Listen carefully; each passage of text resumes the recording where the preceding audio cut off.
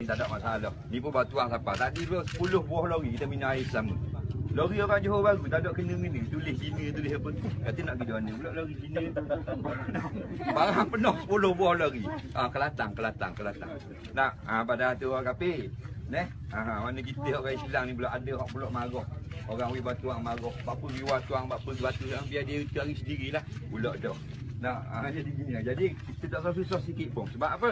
Sebab dunia ni maknanya susah dah. Dunia danai. Dana mana daniun. Benda yang susah. Tak ada orang yang tak sesat.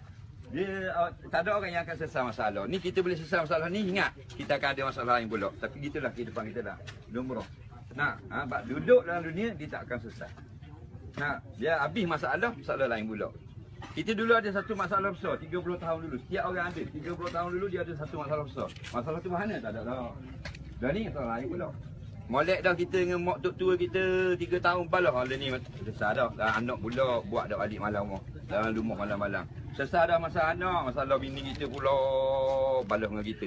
Sesar dah masalah bini, masalah tu lah hutang bank pula dah nak bayar. Habis dah buat hutang bank, pok dara pula cari balas dengan kita. Sunat anak dah panggil kita. Lepas pula dengan pok dara kena dengan Tok Nabil pula ngejeki pula ada masalah. Sesar lah ke dah molek lah ke kita pula nak bini sekor lagi. Macam-macam masalah dia. Benda ni dan ni gitulah hidup dalam dunia. Jadi mana tempat yang berkurangan nakis. Sesar tak sesar, hari kita mati nanti. Apa jadi pun senang dan susah. Wa'bud rabbaka hatta yatiyakal yakin. Jadilah hamba yang beribadah sama kepada Allah. Walaupun dalam keadaan susah, tak ada benda, tak boleh menderma, maka orang lain boleh menderma. Sebab itulah, bila Allah uji orang yang Kelantan ni susah, sebenarnya Allah uji orang yang tak susah, di luar yang tak kena banjir. Mana-mana daripada kamu yang tak kena banjir, benda tindakan kamu. Ada kamu beri sumbangan, Allah uji pula situ.